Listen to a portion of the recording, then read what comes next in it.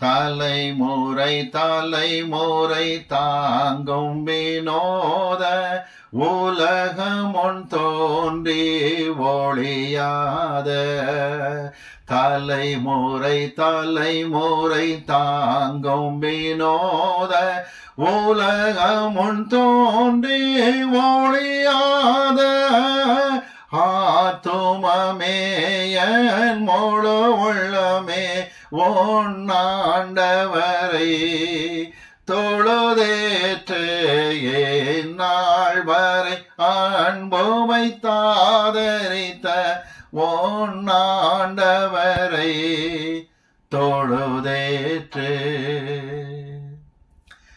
பிதாவே, இந்த அருமையான வேலைக்காக நன்றி செலுத்துகிறோம். டிசம்பர் மாதத்தை துவங்குகிற ஸ்லாக்கியத்தை கர்த்தர் கொடுத்ததற்காக நன்றி. நிச்சயமாகவே இந்த மாதத்தின் முடிவையும் காணும்படிக்கு செய்து அடுத்த வருஷத்தின் துவக்கத்தையும் பார்க்க, அடுத்த வருஷத்தின் ஆசீர்வாதம் சுதந்திரிப்பதற்காக கர்த்தர் கொடுக்கிற பெரிய ஒரு ஆசீர்வாதங்களுக்காக நன்றி செலுத்துகிறோம். எங்களோட பேசும் உமது நாமத்தை மகிமைப்படுத்தும் இயேசு கிறிஸ்துவின் நாமத்தில் பிதாவே, ஆமென். ஆண்டவராக இயேசு கிறிஸ்துவின் நன்மை நாமத்திலே டிசம்பர் மாதத்திற்கான வாழ்த்துக்களை நான் தெரிவித்துக் கொள்கிறேன். ஒரு முக்கியமான காரியம் என்னவென்றால், இந்த மாதத்தையும் கர்த்தர் வெற்றிகரமாக முடிக்க செய்து 2025 வருஷத்தை காண செய்வாராக. அதற்குள் அவருடைய ரகசிய வருகை இருக்குமானால் நம்ம தேவன் வருகைக்கென்று 1 தெசலோனிக்கேயர் 5:23 படி ஆயத்தப்படுத்துவாராக. கர்த்தராகிய இயேசு கிறிஸ்து வரும் பொழுது உங்கள் ஆவி ஆத்ம சரீரம் மூன்றும் குற்றமற்றதாக இருக்கும்படி காக்கப்படுவதாக என்று வாசிக்கின்றோமே, அதை கர்த்தர் தாமே நமது வாழ்க்கையை நிறைவேற்றி கொடுத்து தமது நாமத்தை மகிமைப்படுத்துவாராக. கடந்த முறை நான் பகிர்ந்து கொள்கிற அந்த செய்திகளிலே ஒரு வார்த்தை சொன்னேன். ஆதியாகமத்தின் பக்கங்களிலே 33ஆம் அதிகாரத்திலே யாக்கோபு 7 விசை பணிந்தான் என்கிற வார்த்தையை குறித்து நாம் படித்தோம். அது இதுவரைக்குமாக 5 முறை அரபு நாடுகள் முன்பதாக சமாதான கையெழுத்தை இஸ்ரேல் போட்டிருக்கிறது. இன்னும் 2 பாக்கி இருக்கிறது என்று சொன்னோம். சமீபத்திலே 6வது முறையாக சமாதானம் ஏற்பட்டிருக்கிறது. 7வது முறை இந்த யாக்கோபு சமாதானப்படுத்திக் கொள்வார் என்று சொன்னால் ரகசிய வருகை உடனடியாக இருக்கும். அதற்கு பின்பு 3rd வேர்ல்டு வார் நடக்கும். ரஷ்யாவின் தலைமையின் கீழ் உலக நாடுகள் இஸ்ரேலை எதிர்ப்பதுதான் 3rd வேர்ல்டு வார் என்று விளங்கிக் கொள்ளுங்கள். எப்படியும் வருகைக்கென்று ஆயத்தப்பட்ட பிள்ளைகளாக ஜீவிப்போம். கர்த்தர் நம்மை அதிகமாய் ஆஸ்வதிப்பாராக. இந்த மாதத்தினுடைய வாக்குத்தத்த வார்த்தை 77ஆம் சங்கீதத்திலே கேள்வியோடு கூட துவங்குகிறது. 77ஆம் சங்கீதம் 8ஆம் வசனத்தை நாம் வாசிக்க கேட்போமா? அவருடைய கிருபை முற்றிலும் அற்று போயிற்றோ, வாக்கு தத்தமானது தலைமுறை தலைமுறைக்கு ஒளிந்து போயிற்றோ. வாக்கு தத்தமானது தலைமுறை தலைமுறைக்கு ஒளிந்து போயிற்று என்று ஆசா புலம்பிக் கொண்டிருந்தார். ஆனால் சங்கீதத்திலேயே முதல் சங்கீதமாக எழுதப்பட்டது 90ஆம் சங்கீதம் தான். இந்த 90ஆம் சங்கீதத்திலே மோசே என்ன சொல்கிறார் தெரியுமா? 90ஆம் சங்கீதத்திலே 1ஆம் வசனத்தை வாசிக்கும் பொழுது இந்த வார்த்தை மிகுந்த ஒரு ஆறுதலாக இருக்கிறதை பார்க்கலாம். 90ஆம் சங்கீதம் 1ஆம் வசனம். ஆண்டவரே தேவரீர் தலைமுறை தலைமுறையாக எங்களுக்கு அடைக்கலமானவர். தேவன் தலைமுறை தலைமுறையாக நமக்கு அடைக்கலமாக இருக்கின்றார். எனக்கு அன்பான தேவ பிள்ளைகளே, நமக்குள் சில கேள்விகள் எழும்புகிறது கூட உண்டு. உதாரணமாக எடுத்துக்கொள்ளும் பொழுது, வாக்கு தத்தமானது தலைமுறை தலைமுறைக்கு ஒளிந்து போயிற்றோ என்று 77ஆம் சங்கீதம் 8ஆம் வசனத்தில் ஆசாப் கதறுவதற்கான காரணம் என்னவென்றால், அப்சலோமின் அரசாங்கம் நடந்து கொண்டிருக்கிறது. தாவீது தன் மகன் சொந்த மகன் அப்சலோமால் காடுகளுக்குள் விரட்டப்பட்டார். மக்னாயும் காட்டிலே தாவீது அலைந்து கொண்டிருந்தார். 2 சாமுவேல் 15ஆம் அதிகாரத்தில் காட்டுக்குள் ஓடி ஒளிந்த தாவீது 16 மாதங்கள் காட்டுக்குள் அலைந்து கொண்டிருக்கிற ஒரு சூழ்நிலை. அப்சலோம் கவர்மெண்ட்லே அநியாயங்கள் நடந்து கொண்டே இருக்கின்றன. அப்பொழுதுதான் ஆசா பார்த்தார், அரசாங்கத்திலும் அராஜகம் நடக்கிறது, நீதிமன்றங்களிலே நீதியே கிடையாது, துன்மார்க்கர் அதிகாரத்திலே காணப்படுகிறார்கள். மட்டுமல்ல, தாவீது இக்கட்டான ஒரு நேரத்திலே அந்த காட்டுக்குள் அலைந்து கொண்டிருக்கின்றார். இவை எல்லாவற்றையும் பார்த்த ஆசா 73ஆம் சங்கீதத்திலே கண்ணீரோடு கதறுகிறார். துன்மார்க்கருக்கு நல்ல வாழ்க்கையை பார்க்கிறேனே என்று.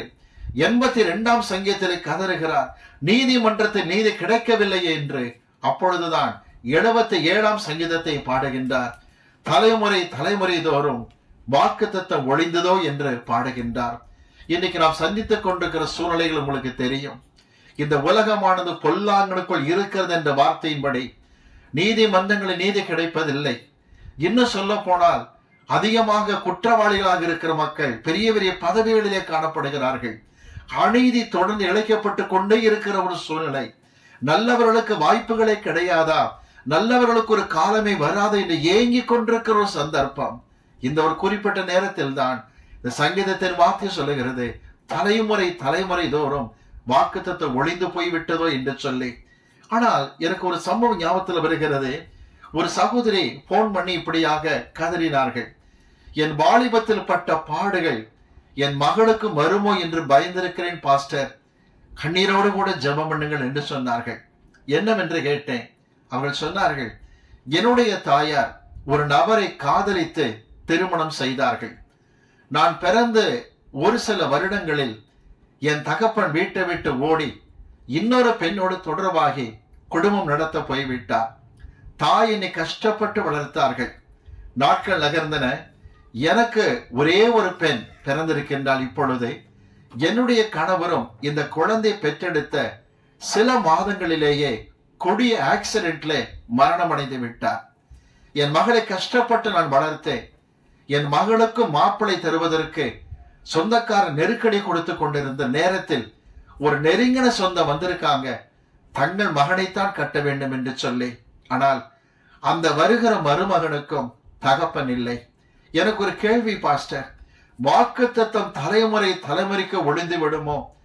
என்னுடைய மகளும் நாளைக்கு விதவை கோலத்தில் இருப்பாளோ என்று தயங்கி கொண்டிருக்கிறேன்.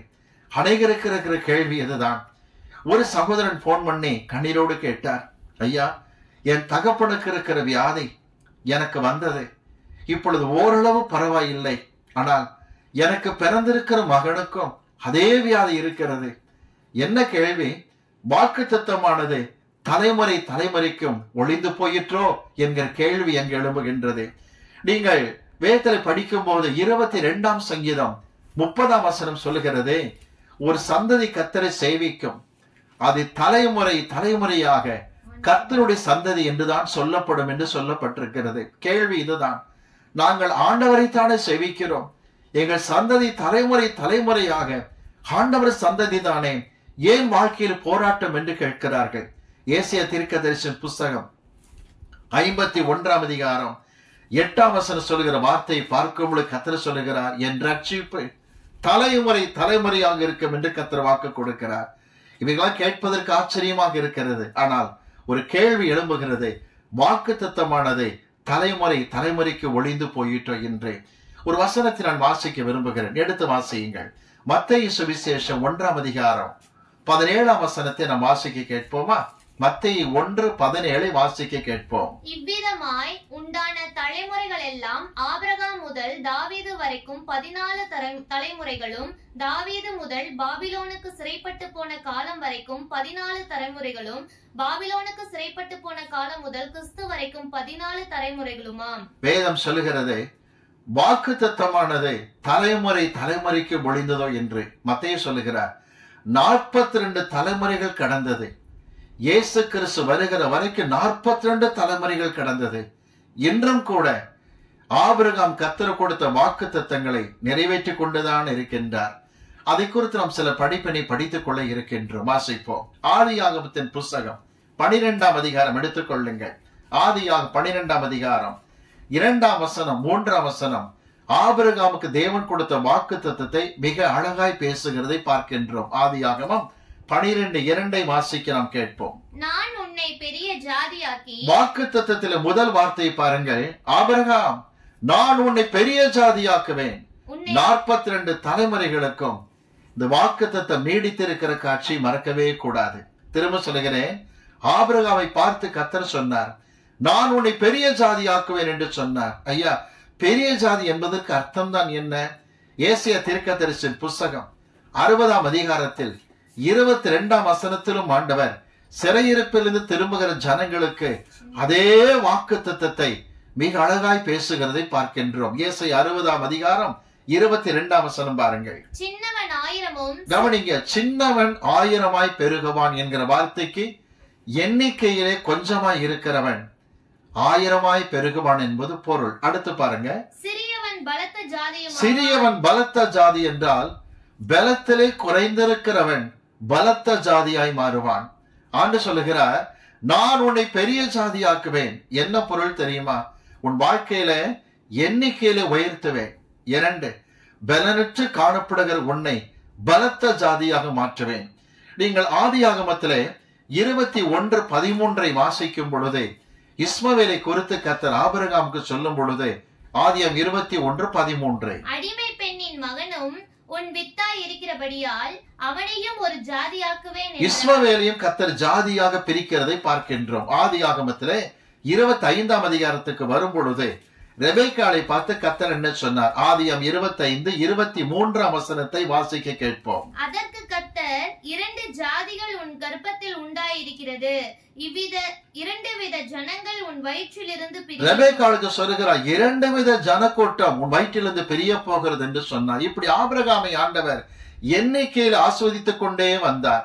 அது மட்டுமல்ல, சரீர சம்பந்தப்பட்ட ஆரோக்கியம், பலன், ஸ்ட்ரென்த் இவையிலும் கர்த்தர் ஆசீர்வதித்துக் கொண்டே வந்தார். சொல்லுகிறார் பாருங்கள், உபாகமத்தின் புஸ்தகம் 7ஆம் அதிகாரம் 1ஆம் வசனத்தை வாசிக்க நாம் கேட்போமா? உபாகமம் 7:1 வாசிக்கும் பொழுது, நீ சுதந்தரிக்க போகிற தேசத்தில் உன் தேவனாகிய கர்த்தர் உன்னை பிரவேசிக்க பண்ணி, கர்த்தர் கானான் தேசத்தில் பிரவேசிக்க பண்ணி, உன்னை பார்க்கிலும் ஜனம்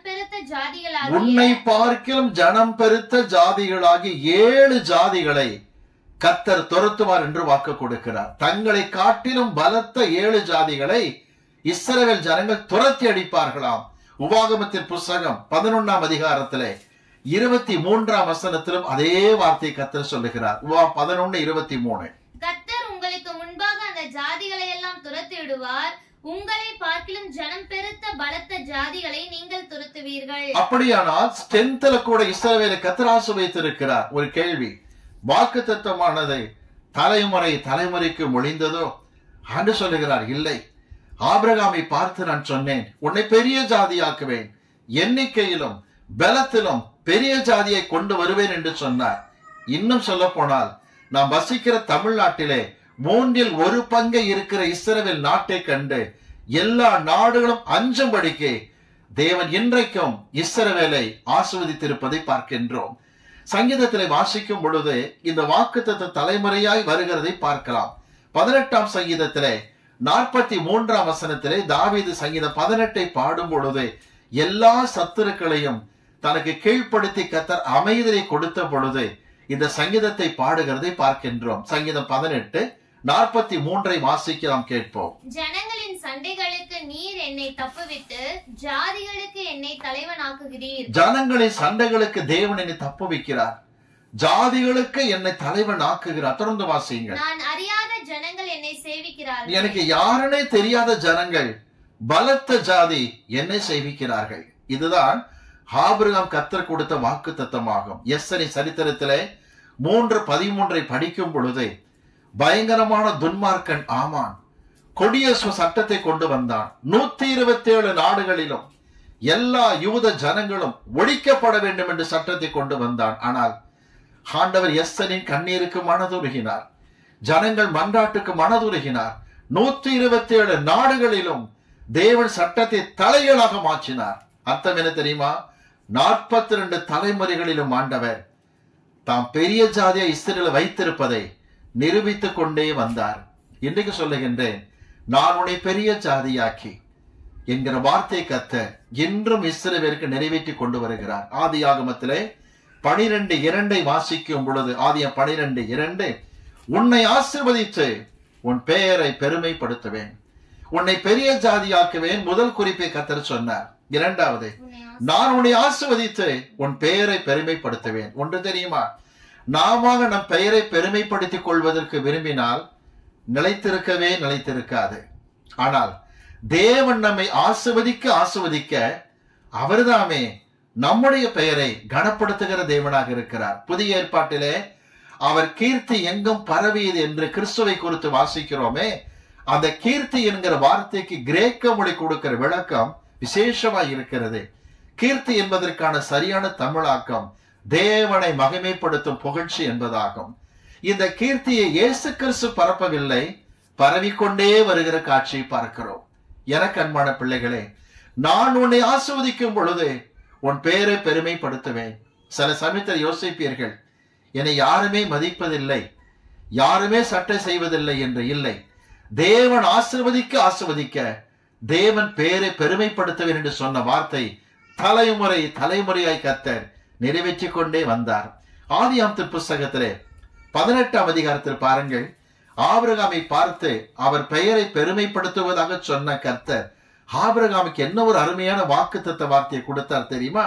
18ஆம் அதிகாரம் 19ஆம் வசனத்தை வாசிக்கலாம், கேட்போமா? 18-19. கர்த்தர் ஆபிரகாமுக்கு சொன்னதை நிறைவேற்றும்படியாய் அவன் தன் பிள்ளைகளுக்கும் தன் பின்வரும் தன் வீட்டாருக்கும், நீங்கள் நீதியையும் நியாயத்தையும் செய்து கர்த்தருடைய வழியை காத்து நடவுங்கள் என்று கட்டளையிடுவான் என்பதை அறிந்திருக்கிறேன். மோசே எப்படி நியாயப்பிரமாணத்தை கட்டளையாக கொடுத்தாரோ, ஆபிரகாம் தன் குடும்பத்துக்கும் ஜனத்துக்கும் என் கட்டளைகளை கொடுப்பான் என்று சொன்னார். சொல்ல போனால் மோசே பின் நாட்களில் செய்வதை ஆபிரகாமில் கர்த்தர் காண்கின்றார். ஆபிரகாமை மோசை போல உயர்த்தி சொல்லுகிறார். இவன் தம்முடைய ஜனங்களுக்கு, தன் குடும்பத்தாருக்கு என் பிரமாணங்களை நிச்சயமாய் கட்டளையாய் கொடுப்பான். அப்ப மோசையை போன்று உயர்த்துகிற தேவன் இன்னொன்றை செய்திருக்க வேண்டும். என்ன தெரியுமா? தீர்க்க தரிசன ஊழியத்தை கர்த்தர் கொடுத்திருக்க வேண்டும். வாசிக்கலாம், ஆதியாகமத்தின் புஸ்தகம் 20ஆம் அதிகாரம் எடுத்துக் கொள்ளுங்கள். ஆதியாகமம் 20ஆம் அதிகாரம் 7ஆம் வசனத்தை வாசிக்கலாமா? ஆதியாகமம் 20:7. அந்த மனுஷனுடைய மனைவியை அவனிடத்திற்கு அனுப்பிவிடு, அவன் ஒரு தீர்க்கதரிசி. அபிமெலேக்கு ராஜாவை பார்த்து சொல்லுகிறார், அபிமெலேக்கு, ஆபிரகாமுடைய மனைவி சாராளை அனுப்பிவிடு, அவன் ஒரு தீர்க்கதரிசியாக இருக்கின்றான். எத்தனை ஆச்சரியம்! மத்தேயு 7:12 சொல்லுகிறது, பழைய ஏற்பாட்டின் 2 பெரும் பிரிவுகள், நியாயப்பிரமாணம், தீர்க்க தரிசனம். நியாயப்பிரமாணத்தின் பிரதிநிதி மோசே, தீர்க்க தரிசன புஸ்தகத்தின் பிரதிநிதியாக இருப்பவர் எலியா என்பது நமக்கு தெரியும். இந்த 2 விதமான கணத்தையும் கர்த்தர் ஆபிரகாம் கொடுக்கிறார். நான் உன்னை ஆசீர்வதிக்கும் பொழுது உன் பேரை பெருமைப்படுத்துவேன் என்று சொன்னார். அடுத்து பாருங்கள், மோசேக்கு தன்னை வெளிப்படுத்தும் என்ன சொன்னார் தெரியுமா? யாத்திராகமத்தின் புஸ்தகம் 3ஆம் அதிகாரம் 6ஆம் வசனம் என்ன சொல்லுகிறது என்று பார்ப்போமா? யாத்திராகமம் 3:6. பின்னும் அவர், நான் ஆபிரகாமின் தேவனும். நான் ஆபிரகாமின் தேவன். ஆண்டவர் மோசேக்கு பேசும் பொழுது ஆபிரகாம் பெயரை உள்ளே கொண்டு வருகிறதை பார்க்கிறீர்கள். மட்டுமல்ல, யோசுவா 24ஆம் அதிகாரம் 3ஆம் வசனத்தை பார்க்கும் பொழுது ஆண்டவர் அங்கும் கூட ஆபிரகாமை குறித்து பேசுகிறார். யோசுவாவை பார்த்து பேசும்போது, யோசுவா, நீ அநேக ஜனங்களை கொண்டு உள்ளே வருகின்றாய். ஒன்று தெரியுமா உனக்கு? ஆபிரகாம் தனி மனிதனாக இந்த கானானுக்குள் வந்தார். இந்த ஆபிரகாம் தேசத்தை நான் கொடுத்தேன் என்று யோசுவாவுக்கு ஆபிரகாமை வைத்து பேசுகிற வார்த்தையை பார்க்கின்றோம். மட்டுமல்ல, தாவீது நாட்கள் வந்தது. தேவாலயத்தை கட்ட தாவீது மிகவும் விரும்பினார். ஜனங்கள் மனப்பூர்வமான காணிக்கை கொண்டு வந்து கொடுத்தார்கள். நிறைய காணிக்கை சேர ஆரம்பித்தது.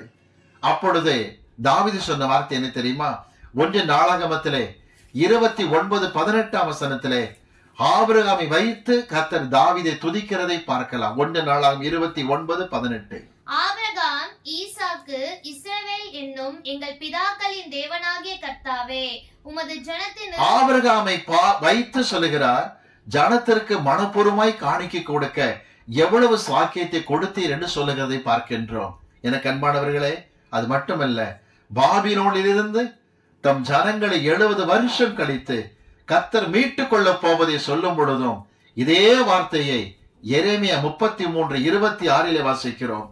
பாபிலோனிலிருந்து ஜனங்கள் மீட்டுக் கொள்ளப்பட்டு வருவதை ஆண்டு சொல்லும் பொழுது தன்னை ஆபிரகாமின் தேவனாகவே காட்டுகிறார். எல்லா காரியத்திலும் தலைமுறையாக ஆபிரகாம் பெயரை பெருமைப்படுத்திக் கொண்டே வந்தவர்.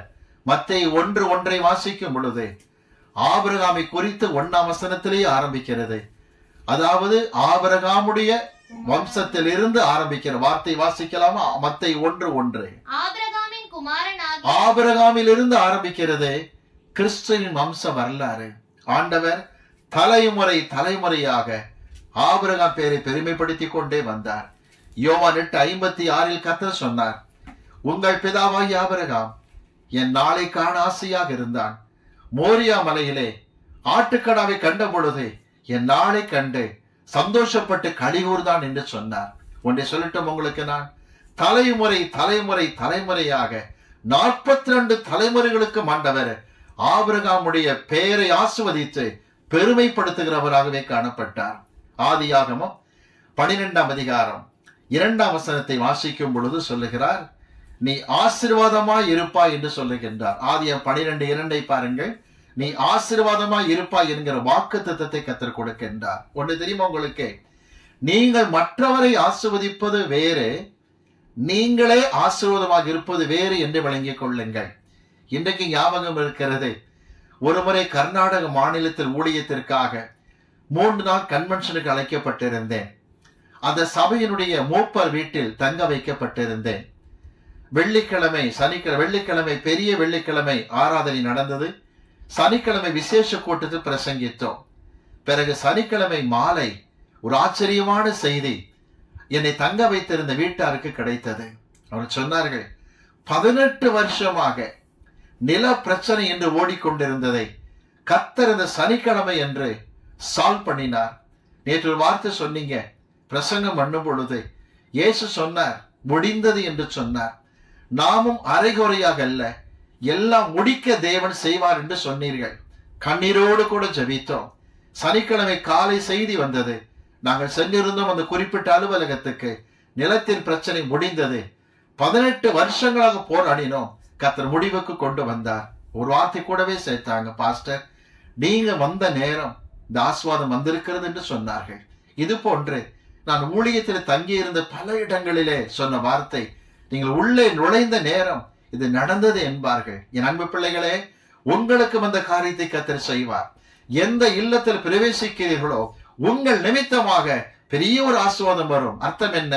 நீங்களே ஆசீர்வாதமாய் இருக்கும்படிக்கு தேவன் நிச்சயமாய் கிரிய செய்வார். அடுத்து நாம் பார்க்கும் பொழுது, நாம் மற்றவரை ஆசீர்வதிப்பது வேறு, நாமே ஆசீர்வாதமாய் இருப்பது வேறு என்று நாம் பார்த்து கொண்டு வந்தோம். பாருங்கள், ஆதியாகமத்தில் 26ஆம் அதிகாரத்தில் 3ஆம் வசனத்தில் ஈசாக்கை ஆசீர்வதிக்கும் போதே ஆபிரகாம் ஆசீர்வாதத்தை கர்த்தர் எடுத்து பேசுகிறதை பார்க்கலாம். வாசிக்க கேட்போமா?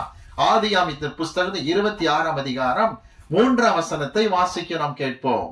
இந்த தேசத்திலே வாசம் பண்ணு, நான் உன்னோட கூட இருந்து உன்னை ஆசீர்வதிப்பேன். நான் உனக்கும் உன் சந்ததிக்கும் இந்த தேசங்கள் யாவையும் தந்து உன் தகப்பனாகிய ஆபிரகாமுக்கு நான் இட்ட ஆணையை நிறைவேற்றுவேன். ஆபிரகாமை வைத்து ஆசீர்வதிக்கிறார். உன் தகப்பனுக்கு இட்ட ஆணையை நான் நிறைவேற்றி காட்டுவேன். அடுத்து பாருங்க, ஆதியாகமத்திலே 28ஆம் அதிகாரம் 4ஆம் வசனத்தை பார்க்கும் பொழுது, தன் மணமகளை தேடிக் கொள்வதற்காக தன் மகன் யாக்கோபை அனுப்பி வைக்கும் போது ஈசாக்கு சொன்ன வார்த்தை வாசிக்க நாம் கேட்போமா? ஆதியாகமம் 28:4.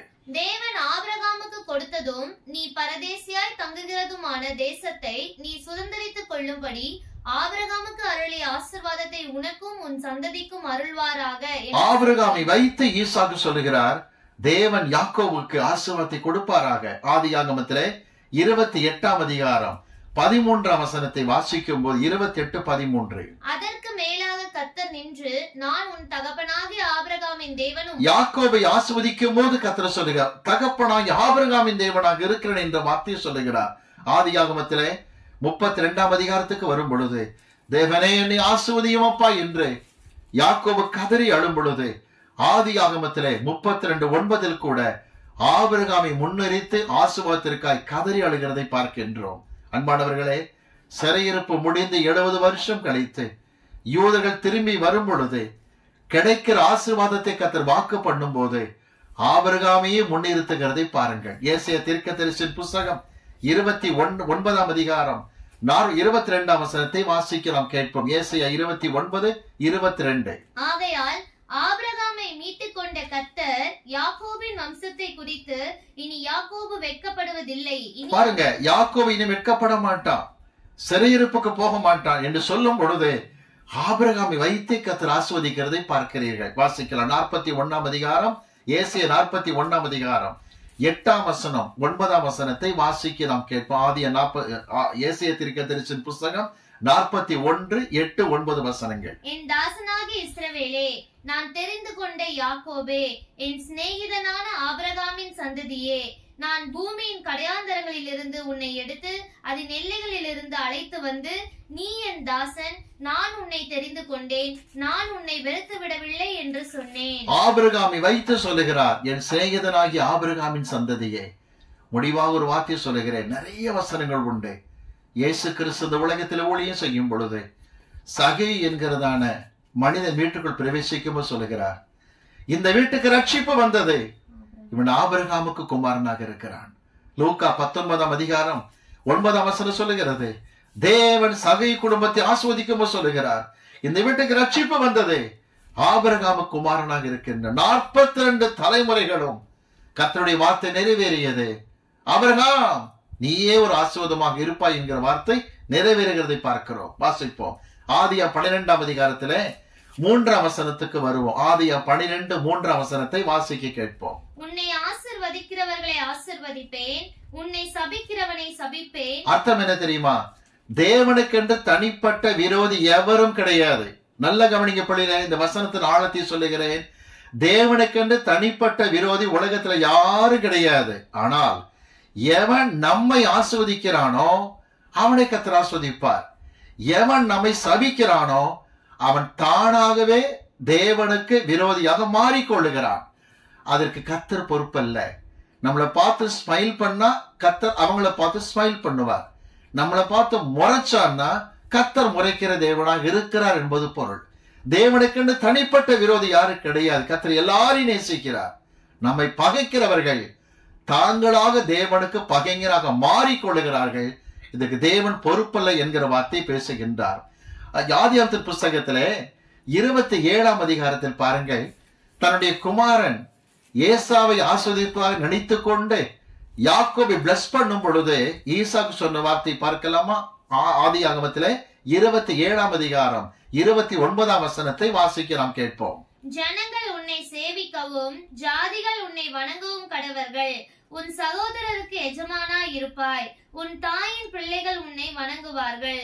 உன்னை சபிக்கிறவர்கள் சபிக்கப்பட்டவர்களும் உன்னை ஆசீர்வதிக்கிறவர்கள் ஆசீர்வதிக்கப்பட்டவர்களுமாய் இருப்பார். இந்த வார்த்தை ஈசாக்கு திரும்ப சொல்லுகிறார், யாக்கோபே, உன்னை சபிக்கிறவன் சபிக்கப்பட்டிருப்பான், உன்னை ஆஸ்வதிக்கிறவன் ஆஸ்வதிக்கப்பட்டிருப்பான். ஒன்று தெரியுமா?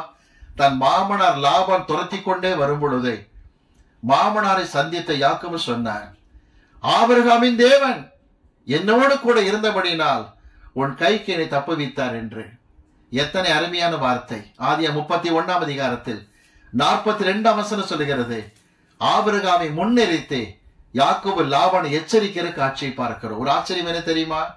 உன்னை ஆஸ்வதிக்கிறவர்களை ஆஸ்வதிப்பேன், சபிக்கிறவர்களை சபிப்பேன் என்று சொன்னார். பிலையாம் என்கிற மந்திரவாதி, கண் திறக்கப்பட்டவன், உண்மையை கண்டவன், அவன் சொன்ன வார்த்தையை தெரியுமா? வாசிக்கலாம். என்னாகமத்தின் புஸ்தகம் 24 அதிகாரத்துக்கு வாருங்கள். என்னாகமத்தின் புஸ்தகம் 24 9 நாம் வாசிக்க கேட்போம். 9 சிங்கம் போலவும் துஷ்ட சிங்கம் போலவும் மடங்கி படுத்துக் கொண்டிருக்கிறார்கள். அவர்களை எழுப்புகிறவன் யார்? உங்களை ஆசீர்வதிக்கிறவன் ஆசீர்வதிக்கப்பட்டவன், உங்களை சபிக்கிறவன் சபிக்கப்பட்டவன் என்றான். உண்மையிலேயே தாவீதை ஆசீர்வதித்த பர்சிலா என்கிற நண்பன் ஆசீர்வதிக்கப்பட்டான். தாவீதை தூஷித்து பேலியாளின் மகனை தொலைந்து போய் என்ற சீமேயு கொலை செய்யப்பட்டான். நம்மை ஆசீர்வதிக்கிறவர்களை அவர் ஆசீர்வதிப்பார், நம்மை சபிக்கிறவர்களை அவர் சபிக்கிற தேவனாக இருக்கிறார். ஒன்று தெரியுமா? சனகரிப் மன்னன் எசேக்கியா ராஜா காலத்தில் படையெடுத்து வந்து ஜனங்களை கண்டபடி தூஷித்தான். யூத மக்களை, கர்த்தரை தூஷித்தான். ஏசியாவுக்கு கோபம் வந்தது. யாரை நிந்தித்தாய்? யாரை தூஷித்தாய்? ஓடி போவாய், திரும்ப வரமாட்டாய் என்றார். அன்று இரவே சங்கார தூதன் இறங்கிய பொழுது அசிரியர் பாளையத்திலே 1,85,000 செத்து போனார்கள். சனகரி ஓட்டமாய் ஓடி போனான். இது நாம் ஏசாயா 37 அதிகாரத்தில் வாசிக்க முடியும். இவ்விதமாய் கர்த்தர் தலைமுறையாக ஆபிரகாம் குடும்பத்துக்கு கொடுத்த ஆசீர்வாதம் என்ன? உன்னை ஆசீர்வதிக்கிறவர்களை ஆசீர்வதிப்பேன், உன்னை சபிக்கிறவர்களை சபிப்பேன். ஒரு ஆச்சரியம் என்ன தெரியுமா? பாபிலோன் சிறையிருப்பில் இருக்கும் பொழுது கூட கர்த்தருடைய ஜனங்கள் அழுதார்கள்.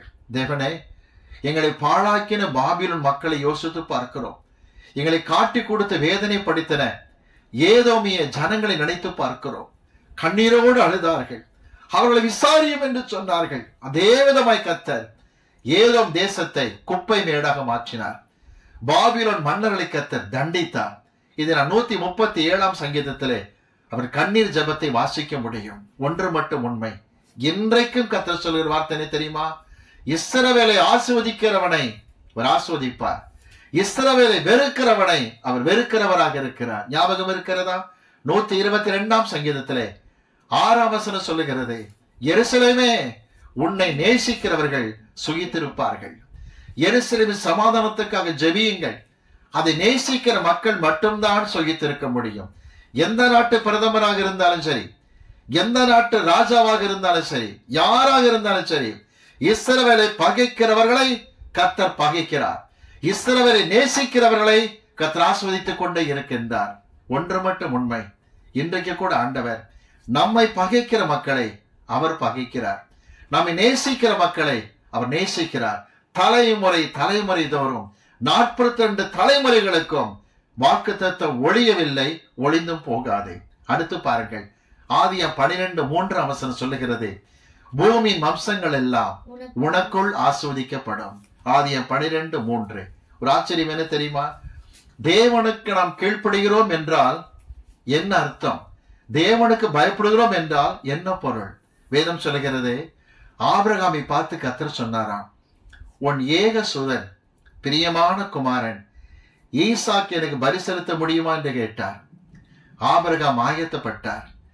ஈசாக்கு 23 வயது நிரம்பிய வாலிபன் பலிபீடத்தில் கிடத்தினார். கையை எடுத்து கத்தி எடுக்கும் பொழுது, கையை ஓங்கி கத்தி எடுக்கிற சமயத்திலே கர்த்தர் பேசுகிறார், ஆபிரகாம், தேவனுக்கு பயப்படுகிற பிள்ளை என்பதை இப்பொழுது அறிந்திருக்கின்றேன். எப்படி தெரியும் தேவனுக்கு பயப்படுவது? அவருக்கு கீழ்ப்படியும் பொழுதுதான். ஒரு ஆச்சரியம் என்ன தெரியுமா? இந்த வார்த்தை அடிக்கடி பிரசங்கத்தில் சொல்லி இருக்கிறேன். சாத்தானை நாம் வெறுக்கிறோம், அநேகர் அவனுக்குத்தான் கீழ்ப்படுகிறார்கள். தேவனை நேசிக்கிறோம் என்று சொல்லுகிறோம், அவருக்கு தான் கீழ்ப்படிவதே இல்லை. திரும்ப சொல்லுகிறேன், உங்கள் ஜெப வாழ்க்கை குறித்தும் வேத வசனத்தின் வாஞ்சை தியானத்தின் நேரத்தை குறித்தும் ஆவியானவர் எப்பொழுது இடைப்படுகிறாரோ, இருக்கிறத தூக்கி அடிச்சுட்டு டக்குன்னு உடனே கீழ்ப்படிஞ்சு முழங்கால் போடுங்க, ஜெபம் பண்ணுங்க, வேதத்தை வாசிங்க, ஆண்டு பேசுறதுக்கு உடனே கீழ்ப்படிங்க. அப்படி சொல்வார், என் மகனே மகளே, நீ தேவனுக்கு பயப்படுகிற பிள்ளை என்பதை அறிந்திருக்கிறேன். ஆபிரகாம் கீழ்ப்படிந்தார். கர்த்தர் சொன்ன வார்த்தை பாருங்கள், 5ஆம் வசனம், 5வது ஆசீர்வாதமாக வம்சங்கள் எல்லாம் உனக்குள் ஆஸ்வதிக்கப்படும். ஆதியாம் 22ஆம் அதிகாரத்துக்கு வரலாமா? 18ஆம் வசனத்தை வாசிக்க நாம் கேட்போம். ஆதியாம் 22:18 வாசிப்போம். 22:18. நீ என் சொல்லுக்கு கீழ்ப்படிந்தபடியினால் உன் சந்ததிக்குள் பூமியில் உள்ள சகல ஜாதிகளும் ஆசீர்வதிக்கப்படும் என்றும் என் பேரில் ஆணையிட்டேன் என்று கர்த்தர் சொல்லுகிறார். உனக்குள் உன் சந்ததிக்குள் எல்லா வம்சம் ஆஸ்வதிக்கப்படும். ஐயா, இதன் அர்த்தம் என்ன? ஆபிரகாம், உன்னுடைய குமாரன் ஈசாக்கு மூலமாக சந்ததி வரும். அந்த சந்ததி முக்கியமா யார் தெரியுமா? இயேசுவைத்தான் சொல்லுகிறார். அந்த இயேசு கல்வாரி சிலுவையில ஜீவனை கொடுக்கும் பொழுது அகில உலகத்துக்கும் ரட்சிப்பாய் முடிய போகிறது. ஆபிரகாம், உன் சந்ததிக்குள் பூமியின் சகல ஜாதிகளும் ஆஸ்வதிக்கப்பட போகிறார்கள். இந்த வார்த்தையை கர்த்தர் ஈசாக்கை பார்த்தும் சொல்லுகிறார். வாசிக்கலாமா? ஆதியாம் 26ஆம் அதிகாரம் 5ஆம் வசனத்தை வாசிக்க நாம் கேட்போம். ஆதியாம் 26:5. நான் உன் சந்ததியை வானத்தின் நட்சத்திரங்களை போல பெருக பண்ணி உன் சந்ததிக்கு இந்த தேசங்கள் யாவையும் தருவேன். உன் சந்ததிக்குள் பூமியில் உள்ள சகல ஜாதிகளும் ஆசீர்வதிக்கப்படும் என்றார். ஈசாக்கு, உன் சந்ததிக்குள் பூமியில் சகல ஜாதிகளும் ஆசீர்வதிக்கப்பட போகிறது. அது மட்டுமா?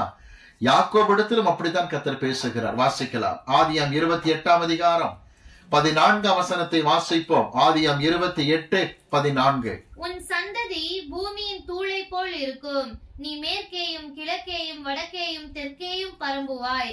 உனக்குள்ளும் உன் சந்ததிக்குள்ளும் பூமியின் வம்சங்கள் எல்லாம் ஆசீர்வதிக்கப்படும். உன் சந்ததிக்குள் எல்லாம் ஆசீர்வதிக்கப்படும். ஐயா, ஆபிரகாமிலிருந்து சொல்லிக் கொண்டே வருகிறாரே, பூமியின் வம்சங்கள் எல்லாம் உன் சந்ததிக்குள் ஆஸ்வதிக்கப்படும் என்று யாரை குறிக்கிறது என்றால் 42 தலைமுறைகளுக்கு பிறகு அதை எடுத்து காட்டுகிறார் பவுல். வாசிக்கலாமா? கலாத்தியருக்கு எழுதப்பட்ட நிருபம் 3ஆம் அதிகாரம் 16ஆம் வசனத்தை வாசிக்கலாம் கேட்போம். கலாத்தியர் 3:16. 16ஆம் வசனத்தை வாசிக்க நாம் கேட்போம். கலாத்தியர் 3:16. ஆபிரகாமுக்கும் அவனுடைய சந்ததிக்கும் வாக்குத்தத்தங்கள் பண்ணப்பட்டன. சந்ததிகளுக்கு என்று அவர் அநேகரை குறித்து சொல்லாமல் உன் சந்ததிக்கு என்று ஒருவனை குறித்து சொல்லியிருக்கிறார். அந்த சந்ததி கிறிஸ்துவே. அது இயேசுவை குறிக்கிற வார்த்தை. எத்தனை சந்தோஷமாக இருக்கிறது. ஆபிரகாமுக்கு ஆண்டு கொடுத்த வாக்குத்தத்தமானது தலைமுறை தலைமுறை தலைமுறை தோறும் ஒழிந்து போகவே இல்லை. 42 தலைமுறைகளுக்கு மேலாக வருகிறது. மோசே சொன்னார், தேவனே, தலைமுறை தலைமுறைக்கும் நீரே அடைக்கலமாக இருக்கிறீர். ஆனால் ஆசாப் கதறுகிறார், வாக்குத்தத்தம் தலைமுறை தலைமுறைக்கு ஒழிந்து போயிற்றோ என்று ஒரு கேள்வி. கேட்பதற்கு பிரசங்கம் நன்றாக இருக்கிறது. ஆனா கர்த்தரை தேடுகிற அநேக பிள்ளைகள் வாழ்க்கையிலே வாக்குத்தத்தம் ஒழிந்து போனது போல இருக்கிறது என்று புலம்புகிறீர்களே, என்ன காரணம் என்று பார்க்கலாம். வாசிக்கலாமா? ஆபிரகாமுக்கு கர்த்தர் கொடுத்த வாக்குத்தத்தம் தலைமுறை தலைமுறைக்கு வராதபடிக்கு இடை என்ன பிரச்சனை வந்தது என்று புரிந்து கொண்டால் நாமும் ஜாக்கிரதையாக இருக்க முடியும். வாசிக்கலாம். ஆதியாகமத்தின் புஸ்தகம் 12ஆம் அதிகாரத்துக்கு வாருங்கள். ஆதியா 12 7ஆம் வசனத்தை 8ஆம் வசனத்தை வாசிக்க நாம் கேட்போம். 7, 8 வசனங்கள். கர்த்தர் ஆபிரகாமுக்கு தரிசனமாகி உன் சந்ததிக்கு இந்த தேசத்தை கொடுப்பேன் என்றார். அப்பொழுது அவன் தனக்கு தரிசனமான கர்த்தருக்கு அங்கே ஒரு பலிபீடத்தை கட்டினான். 1550 கிலோமீட்டர் பயணம் பண்ணி கர்த்தர் காண்பித்த தேசத்துக்குள் ஆபிரகாம் வந்து விட்டார். தேவன் சொன்ன வார்த்தை என்ன தெரியுமா? ஆபிரகாம், இதுதான், இந்த லேண்டு தான் நான் கொடுப்பேன்னு சொன்னேன் இல்லையா, இந்த லேண்டு தான். ஆபிரகாம் என்ன பண்ணி இருக்கணும்? அடுத்த வசனம் வாசிங்க. பின்பு அவன் அவ்விடம் விட்டு பெயர்ந்து பெத்தேலுக்கு கிழக்கே இருக்கும் மலைக்கு போய் பெத்தேல் தனக்கு மேற்காகவும் ஆயி கிழக்காகவும் இருக்க கூடாரம் போட்டு அங்கே கர்த்தருக்கு ஒரு பலிபீடத்தை கட்டி கர்த்தருடைய நாமத்தை தொழுது கொண்டான். அதோட இருந்திருக்கணும். என்ன பண்ணார் தெரியுமா? 15ஆம் வசனம் வாசிங்க. பார்வோனுடைய பிரபுக்களும் அவளை கண்டு பார்வோனுக்கு முன்பாக அவளை புகழ்ந்தார்கள். என்ன நடந்தது தெரியுமா? 8ஆம் வசனத்தோட ஸ்டாப் பண்ணியிருந்தா டிராவல் பண்றத கர்த்தர் ஆசீர்வதிச்சிருப்பார். 9ஆம் வசனம் துவக்கி பாருங்க. 9ஆம் வசனம் வாசிப்போம். அதன் பின் ஆபிரகாம் புறப்பட்டு தெற்கே பிரயாணம் பண்ணி கொண்டு போனான். தேவையில்லாத பயணம். தெற்கே பயணம் பண்ணி அங்கே பஞ்சம் வந்து இன்னும் தெற்கு பக்கமாக போக எகிப்து தேசமே வந்து அங்கு பார்வோன் சாராய் மீது ஆசைப்பட கர்த்தர் தடுத்து திரும்ப சாராய் மீட்டு கொடுக்க திரும்பி வந்த ஆபிரகாம் எகிப்திலிருந்த ஒரு அடிமை பெண் ஆகாரை கூட்டிக் கொண்டு வந்து விட்டார். தேவன் விரும்பாத டிராவல் பயணம் இருக்குமானால் நல்ல கவனிங்க, வாக்குத்தத்தம் தலைமுறை தலைமுறைக்கும் ஒழியாதே. ஆனால் தேவன் விரும்புகிற பயணம் இல்லாமல் வேறு பயணமாக இருக்குமானால் பிசாசு தலையிட வாய்ப்பு இருக்கிறது என்று விளங்கிக் கொள்ளுங்கள். வாசிக்கலாம். ஆதியாகமத்தின் புஸ்தகத்திலே 20ஆம் அதிகாரம் 1ஆம் வசனம் 2ஆம் வசனத்தை வாசிப்போம். 1ஆம் வசனம் 2ஆம் வசனம். ஆபிரகாம் அவ்விடம் விட்டு தென் தேசத்திற்கு பிரயாணம் பண்ணி திரும்பவும் தெற்கு பக்கம் தான் போகிறார். வாசிங்க பார்ப்போம். காதேசுக்கும் சூருக்கும் நடுவாக குடியேறி கேராரிலே தங்கினான். அங்கே ஆபிரகாம் தன் மனைவியாகிய சாராளை தன் சகோதரி என்று சொன்னதினாலே கேராரின் ராஜாவாகிய அபிமெலேக்கு ஆள் அனுப்பி சாராளை அழைப்பித்தான். ஆதியாகமம் 12ஆம் அதிகாரத்திலே கவனிங்க, பார்வோன் அழைப்பிக்கிறார். ஆதியாகமம் 20ஆம் அதிகாரத்திலே அபிமெலேக்கு அழைப்பிக்கின்றார். பயங்கர குழப்படி. ஒன்று சொல்லுங்க, புரிஞ்சுக்கிடுங்க. தேவன் தலைமுறை தலைமுறைக்கு வாக்குத்தத்தை நிறைவேற்ற வல்லவர். ஆனா தேவையில்லாத டிராவல் பண்ண ஆரம்பிச்சீங்கன்னா, தேவனுக்கு பிடிக்காத இடத்துல போய் செட்டில் பண்ணலாம் நினைச்சீங்கன்னா நிச்சயமாக பாதிப்பு ஏற்படும் என்று விளங்கிக் கொள்ளுங்கள். கொஞ்சம் கற்பனை பண்ணி பாருங்களேன். பார்வோன் சாராள கல்யாணம் பண்ணி இருந்தான்னா எகிப்திய சந்ததி வர ஆரம்பிச்சிருக்கும். கிறிஸ்து பிறக்கிற சந்ததி வர வாய்ப்பில்லை. திரும்ப சொல்கிறேன், உங்களுக்கு கர்த்தர் எந்த இடத்துல டிராவல் கொடுத்திருக்கிறாரோ அந்த டிராவல கரெக்டாக இருங்க. ஆனால் வீணாக நீங்கள் அனாவசியமாக டிராவல் பண்ணும் பொழுது நிச்சயமாக வாக்குத்தத்தம் பாதிக்கப்பட வாய்ப்பு இருக்கிறது என்று விளங்கிக் கொள்ளுங்கள். வாசிக்கலாமா? யாத்ராமத்தின் புஸ்தகம், அடுத்த காரணத்துக்கு வருகின்றோம். யாத்ராமத்தின் புஸ்தகம் 1ஆம் அதிகாரம் எடுத்துக் கொள்ளலாம். 12ஆம் வசனத்தை வாசிக்க நாம் கேட்போம். யாத்ராம் 1:12 வசனம். ஆனாலும் அவர்களை எவ்வளவு ஒடுக்கினார்களோ அவ்வளவாய் அவர்கள் பழுகி பெருகினார்கள். ஆகையால் அவர்கள் இஸ்ரவேல் புத்திரரை குறித்து எரிச்சல் அடைந்தார்கள். நம் மீதே புறஜாதி மக்களுக்கு எரிச்சல் வரும். அந்த எரிச்சலிலும் கூட நாம் தலைமுறை அழிப்பதற்கு ட்ரை பண்ணுவாங்க. ஒன்றே நீங்கள் வீணாக டிராவல் பண்ணி போனீங்கன்னா தேவ திட்டத்தில் இல்லாத பயணங்கள் அமையுமான குழப்படி வரும். நம்பர் 2, புறஜாதி மக்கள் நம்மீது எரிச்சலா இருப்பாங்க. சில சமயம் சொல்லுவாங்க பாத்தீங்களா, நான் வருஷம் தலைமுறை இந்த இடத்துல குடியிருக்கேன், நான் கூட ஆஸ்வதிக்கப்படல, நேத்து வந்தவனை பாரு எப்படி இருக்கான்னு சொல்லி எரிச்சல் படுவாங்க.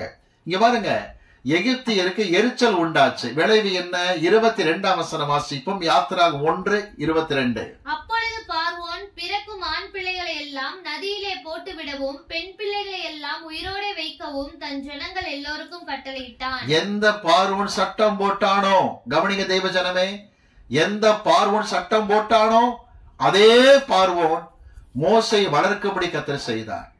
40 வருஷம் அரண்மனை சாப்பாட்டில் மோசை வளரும்படி கர்த்தர் கிருபை செய்தார். திரும்ப சொல்லுகின்றேன், புறஜாதி மக்கள் எரிச்சல் அடைவார்கள். அந்த எரிச்சல் நம்மை கலங்க வைக்கிறதாக இருக்கும். தேவன் அதை பத்தி கவலையே பட மாட்டார். நமக்காக யுத்தம் பண்ணுகிற கர்த்தராக இருப்பார். இன்னொன்று, மந்திர தந்திரங்களை நம்புகிற மக்கள் கர்த்தரின் மகத்துவத்தை அறியவே மாட்டாங்க. அவர்கள் கூட பிரச்சனை பண்ண வாய்ப்பு இருக்கிறது. வாசிக்கலாம். என்னாகமத்தின் புஸ்தகம் 23ஆம் அதிகாரத்துக்கு வாருங்கள். என்னாம் 23 3ஆம் வசனத்தை வாசிப்போம். 23:3. பின்பு பிலேயாம் பாலாக்கை நோக்கி, உம்முடைய சர்வாங்க தகன பலியண்டையில் நில்லும், நான் போய் வருகிறேன். கர்த்தர் வந்து என்னை சந்திக்கிறதா இருக்கும், அவர் எனக்கு வெளிப்படுத்துவதை உமக்கு அறிவிப்பேன் என்று சொல்லி 23ஆம் அதிகாரத்திலே, என்னாம் 23ஆம் அதிகாரத்திலே 5ஆம் வசனத்தை வாசிப்போம். கர்த்தர் பிலேயாமின் வாயிலே வாக்கு அருளி, நீ பாலாக்கினிடத்தில் போய் இவ்விதமாய் சொல்ல கடவாய் என்றார். மந்திர தந்திரங்களை நம்பி இங்கு அழைக்கின்றான் பிலேயாமை பாலாக். ஆனா கர்த்தர் சொன்ன வார்த்தை என்ன தெரியுமா? என்னாமத்தின் புஸ்தகம் 23ஆம் அதிகாரத்திலே 23ஆம் வசனத்தை வாசிக்க நாம் கேட்போம். 23. யாக்கோபுக்கு விரோதமான மந்திரவாதம் இல்லை, இஸ்ரவேலுக்கு விரோதமான குறி சொல்லுதலும் இல்லை. மந்திரவாதியுமே சொல்ல வச்சார், யாக்கோபுக்கு விரோதமான மந்திரவாதம் இல்லை, இஸ்ரவேலுக்கு விரோதமான குறி சொல்லுதலே கிடையாது என்று. 24ஆம் அதிகாரத்துக்கு வாருங்கள். 24ஆம் அதிகாரம் 9ஆம் வசனம் சொல்லுகிறது, உன்னை ஆசீர்வதிக்கிறவனை கர்த்தர் ஆசீர்வதிப்பார், உன்னை சபிக்கிறவனை கர்த்தர் சபிப்பார் என்று ஆபிரகாமுக்கு சொன்ன வார்த்தையை மந்திரவாதி திரும்ப சொல்லுகிறதை பார்க்கிறோம். மொத்தத்தில் 3 காரியம் சொன்னோம். தேவையில்லாத பயணங்கள், கவனிக்கிறீர்களா? தேவையில்லாத பயணங்கள் பிரச்சனை கொண்டு வரும். ஜாக்கிரதையாக இருங்கள். தேவன் உங்களை எங்க செட்டில் ஆக்குவதற்கு தீர்மானித்திருக்கிறாரோ அந்த திட்டத்திற்கு இணைந்து போங்கள். அனாவசியமான பயணங்கள் குழப்பங்களை கொண்டு வரும். இரண்டாவதாக, புறஜாதி மக்கள் நம் மீது எரிச்சல் படும் பொழுது நம்மை ஒழிக்க நினைப்பார்கள். ஆனா கர்த்தர் நமக்காக யுத்தம் பண்ணுவார். 3, மந்திர தந்திரங்களை நம்புகிற மக்கள் நமக்கு எதிராக திரும்புவார்கள். ஆனாலும் கர்த்தர் பாதுகாப்பாக இருப்பார். இது ஒரு பக்கம். அதே சமயத்திலே சொந்த குடும்ப அங்கத்தினர்களால் பாதிப்பு வரலாம். எடுத்து வாசிக்கலாமா? ஆதியாகமத்தின் புஸ்தகம் 16ஆம் அதிகாரம் 2ஆம் 3ஆம் வசனத்தை வாசிக்கும் போது, ஆதியாகமத்தின் 16:2-3 வசனத்தில் சாராள் ஆபிரகாமை பார்த்து சொல்லுகிறார்கள், இந்த அடிமை பெண்ணை கல்யாணம் பண்ணி கொள்ளும், அவளால் குடும்பம் கட்டப்படும் என்று சொல்லுகிறார்கள். என்ன ஒரு ஆச்சரியம் தெரியுமா? வீடு கட்டப்படும் என்கிறார்களே சாராள், அதற்கு குடும்பம் என்பது அர்த்தம். சாலமன் சொல்லுகிறார், புத்தியுள்ள ஸ்திரீ தன் வீட்டை குடும்பத்தை கட்டுகிறாள். சாராளுக்கு புத்தி வேலை செய்யவில்லை. ஆகாரை கொண்டு கட்ட நினைத்தார்கள். குழப்பம்தான் மிஞ்சியது. திரும்ப சொல்லுகிறேன், நம்பிக்கையற்ற மனைவியால் எத்தனையோ ஊழியக்காரர்களுக்கு பிரகாசமாயிருக்க வேண்டிய ஊழியங்கள் எல்லாம் மங்கி போன காரியங்களை பார்க்கிறோம். ஆனால் கண்ணீரோடு அழுது ஜெபிக்கிற ஊழியனை கர்த்தர் ஒரு நாள் கைவிடுகிறதில்லை. திரும்ப எடுத்து நிறுத்துகிறார், உற்சாகப்படுத்துகிறார், கிருபையின் கருத்திற்குள் மறைக்கிறார். மட்டுமல்ல, தேவபக்தியற்ற பெற்றோராலும் கூட பிரச்சனை வரலாம். 27ஆம் சங்கீதத்திலே 10ஆம் வசனத்தில் தாவீது புலம்பினார், என் தகப்பனும் தாயும் என்னை கைவிட்டாலும் கர்த்தரனை சேர்த்துக் கொள்வார். தகப்பன் தாயை நம்பினார். மோவாப் தேசத்தில் கொண்டு போய் விடும்போது அவர்கள் தாவீதுக்கே துரோகம் பண்ணி திரும்ப சவுல் பாதத்தில் வந்து விழுந்தார்கள். தாவீதுக்கு அறிவிக்கப்பட்ட பொழுது 27ஆம் சங்கீதத்தை பாடினார். 1 சாமுவேல் 22ஆம் அதிகாரத்தில் 4-5 வசனத்தோடு இந்த சமூக தொடர்பாய் இருப்பதை பார்க்க முடியும். தகப்படும் தாயும் என்னை கைவிட்டாலும் கர்த்தரனை சேர்த்துக் கொள்வார். ஒன்றே, நம்பிக்கையற்ற மனைவியால் குடும்ப பிரச்சனைக்குள் வரலாம்.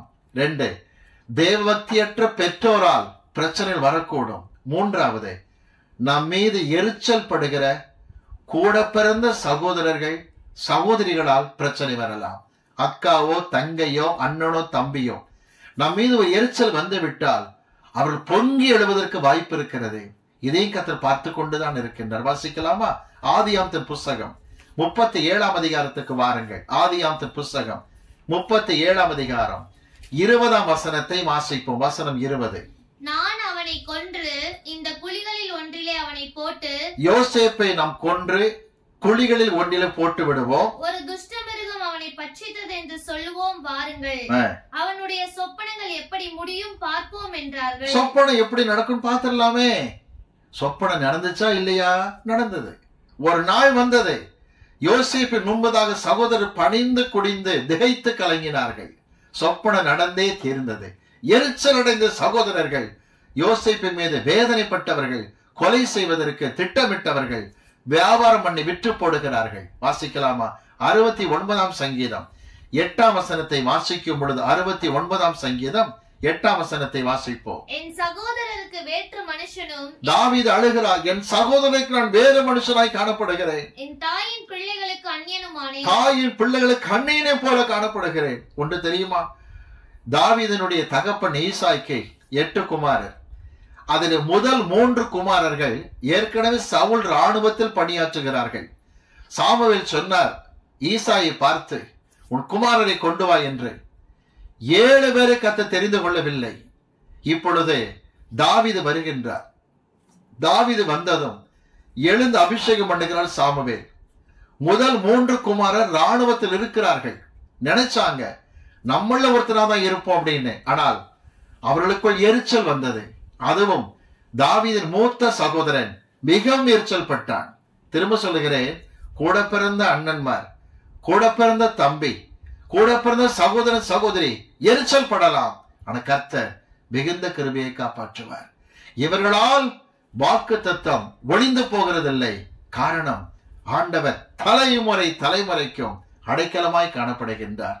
2010ஆம் வருஷத்தில் நம்முடைய பிலிப் பைபிள் காலேஜ் ஊழியங்களுக்கு பயங்கர போராட்டம் வந்தது. ஒரு சிலர் எனக்கு விரோதமாக எழும்பி காவல் நிலையத்திற்கு போய் அனாவசியமான குற்றச்சாட்டுகளை கொடுத்து என்னை சிறைச்சாலைக்குள் தள்ளுவதற்கு முயற்சித்தார்கள். ஆனால் கூட அநேக தெய்வ பிள்ளைகள் இருந்தார்கள். மட்டுமல்ல, காவல்துறையை சார்ந்த உயர் அதிகாரிகள் கண்டுபிடித்தார்கள் இது அனாவசிய குற்றச்சாட்டு என்று. உடனே அந்த எதிராளி மக்களை வரவழைத்தார்கள். உங்கள் வழக்கை வாபஸ் பண்ணுங்கள் என்று சொன்னார்கள்.